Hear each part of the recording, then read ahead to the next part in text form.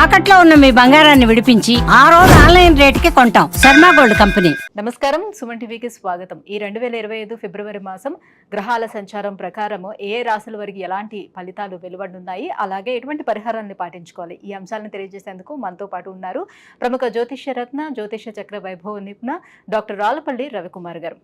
గురుగారు నమస్కారం. శరదిందు సమాకారే పరబ్రహ్మ స్వరూపిణి వాసరాపీఠ నిలయే సరస్వతి నమస్తుతే. అందరికీ నమస్కారం. ముఖ్యంగా సుమన్ టీవీ ప్రేక్షకులకి నమస్కారం. గురుగారు, ముందుగా ద్వాదశ రాశుల వారికి ఎలా ఉండబోతుందో తెలుసుకునే ముందు ఈ నవగ్రహాలు సంచారం ఎలా ఉంది, ఎలాంటి ఫలితాలను ఇస్తున్నాయో తెలియజేస్తారా? ఫిబ్రవరి 2025 మాస ఫలితాల్లో నవగ్రహాలు ద్వాదశ రాశుల్లో ఎక్కడున్నాయో ఇప్పుడు తెలుసుకుందాం. ముందుగా రవి వచ్చేసి మనకి కుంభరాశిలో ఉంటారు. అలాగే కుజుడు వచ్చి మనకి మిథున రాశిలో ఉన్నారు. అలాగే రాహు మనకి మీనరాశిలో ఉన్నారు. అలాగే గురువు మనకి వృషభ రాశిలో ఉన్నారు. శని స్వస్థానమైన మనకి కుంభరాశిలో ఉన్నారు. అలాగే బుధుడు వచ్చి మనకి అదే కుంభరాశిలో ఉన్నారు.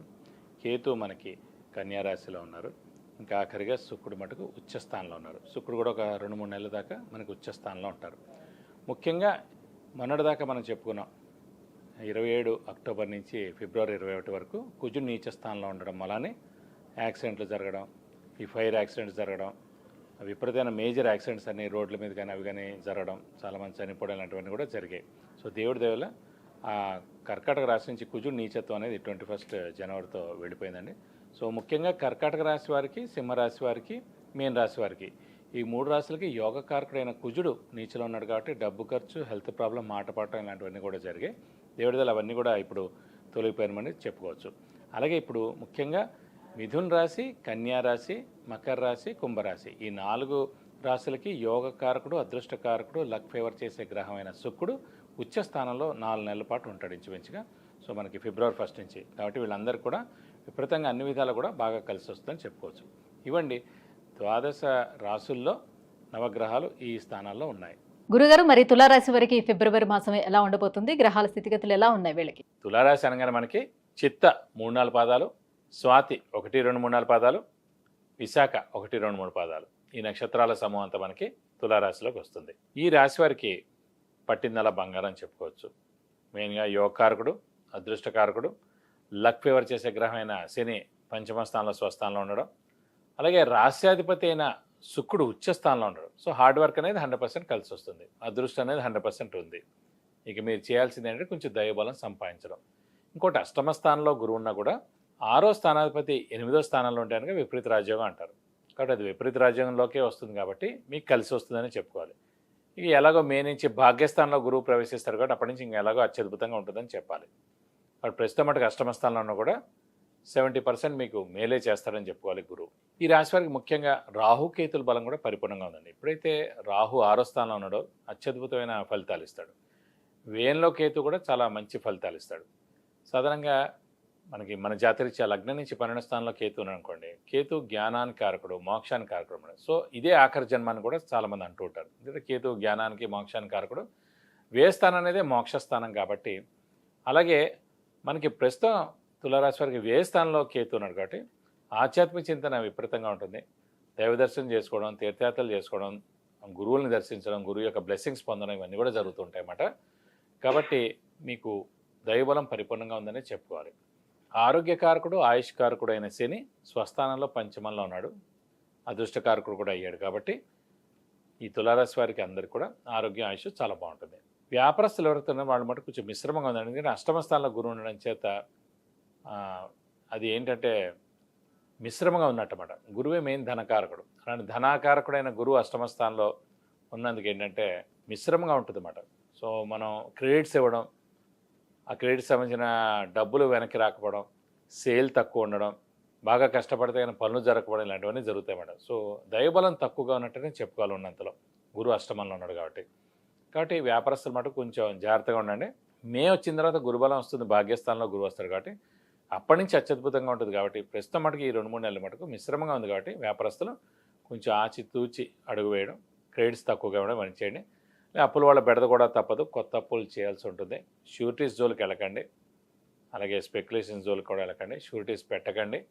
మధ్యవర్తితో కూడా ప్రస్తుతం వహించకండి. ఎందుకంటే గురుబలం ఉన్నప్పుడు ఏంటంటే ఏం చేసినా నడుస్తుందండి.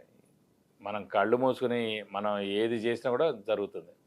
గురుబలం లేనప్పుడు మనం ఎంత అలర్ట్గా ఉండి బెస్ట్గా ఉండి మంచి అల్టిమేట్ సలహాలు మనకి ఇచ్చేవాళ్ళు ఇచ్చినా కూడా మనం పప్పులో కాలేసినట్టు అన్నమాట. కాబట్టి ప్రస్తుతం గురుబలం లేదు కాబట్టి ఆర్థికంగా మటుకు మిశ్రమంగా ఉంటుంది తులారాశి వారికి. కాబట్టి మధ్యస్థంగా ఉందని అనుకోండి. గురుగారు, మరి తులారాశిలో ఉన్నటువంటి విద్యార్థులకి ఎలా ఉండబోతుంది ఈ ఫిబ్రవరి మాసం అంతా? విద్యార్థులకి ఈ మాసం చాలా బాగుంటుంది. ఎందుకంటే ఇదివరకు కూడా మనం చెప్పుకున్నాం, లగ్నం నుంచి అష్టమ స్థానంలో గురువు ఉన్నప్పుడు తల్లిదండ్రులకు దూరంగా ఉండి చదువుకోవడం కానీ ఉద్యోగం కానీ చేస్తారని. సో ఇప్పుడు ఈ అష్టమ స్థానంలో గురువు ఉండడం చేత తులారాశి వారు ఎవరైనా సరే ఎంఎస్కి ట్రై చేస్తున్నా, అయితే ఇక్కడైనా మెయిన్ ఇంజనీరింగ్కి మంచి సీటు, మంచి ర్యాంక్, మంచి యూనివర్సిటీలో ట్రై చేస్తున్నా కూడా ఖచ్చితంగా వచ్చేందుకు అవకాశాలు ఎక్కువగా ఉన్నాయి. ఎందుకంటే తల్లిదండ్రులు దూరంగా వెళ్లాల్సిన సమయం వచ్చింది కాబట్టి, ఇప్పుడు ఆ సమయం నడుస్తుంది కాబట్టి అది మీరు ఇలా మరల్చుకోండి.